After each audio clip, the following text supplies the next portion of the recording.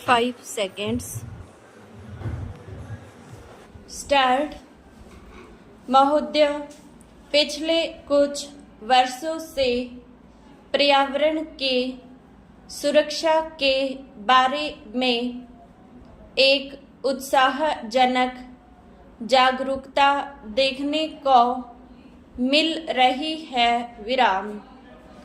जैसे जैसे हम अपने विकास का खाका बनाने लगे हैं, वैसे वैसे यह बात अनुभव के जाने लगी है कि वह अपने बूते पर खड़ा रह सके और पर्यावरण के दृष्टि से भी उपयुक्त हो। अपने देश की जनता की प्राप्ति प्रति हमारा यह दायित्व है कि हम अपनी प्राकृतिक संपदा की रक्षा करें। अपने प्रयासों द्वारा और अधिक आवश्यक हो तो विदेशी टेक्नोलॉजियों का उपयोग करके हमें पर्यावरण के विनाश की समस्याओं को हल करने की चेष्टा करनी चाहिए। असल में तो मैं यहाँ बताना चाहूँगा कि भारत इस दिशा में पीछे नहीं है, क्योंकि उन्होंने अब तक जिन टेक्नोलॉजियों का प्रयोग किया है वे विनाशकारी रही और उन्हें तुरंत छोड़ देने की आवश्यकता है। वे भी नई टेक्नोलॉजियों की खोज कर रहे हैं, इसलिए हम उनसे बहुत पीछे नहीं हैं। कमोबेश हम उनके साथ साथ ही हैं। इसलिए हम सबके लिए, अन्य देशों के लिए भी और हमारे देश के लिए भी यह संभव होगा कि मिलकर समूचे विश्व के लिए, इस पृथ्वी ग्रह के लिए अपना योगदान दें, ताकि मिलजुल कर सहयोग से हम पर्यावरण की रक्षा के उपाय ढूंढ सकें।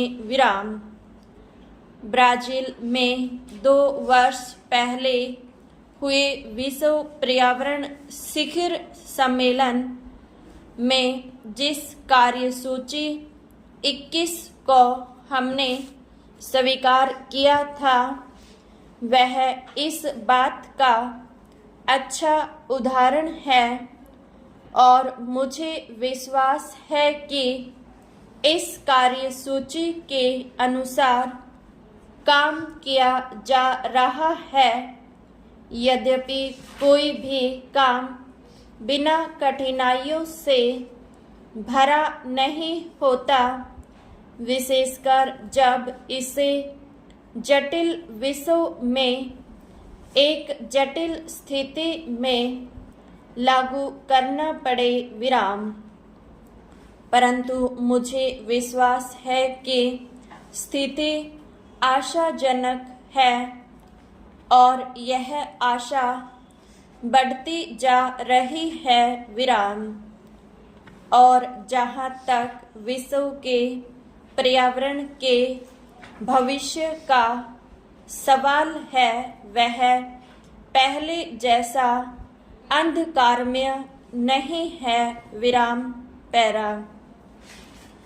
ऐसी टेक्नोलॉजियों को अपनाना संभव होना चाहिए जिनसे पर्यावरण के बेहतर स्तर कायम हो सके, प्राकृतिक संसाधनों को संरक्षण मिल सके और व्यर्थ पड़ी चीजों की बेहतर व्यवस्था हो सके। विराम।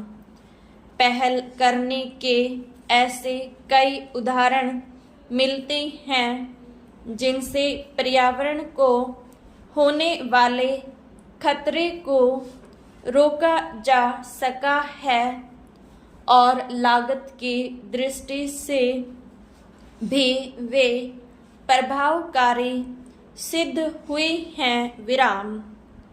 इस बड़े चिंतनीय विषय पर विचार करते समय हम सबको मिलजुल कर प्रयास करना होगा। विराम।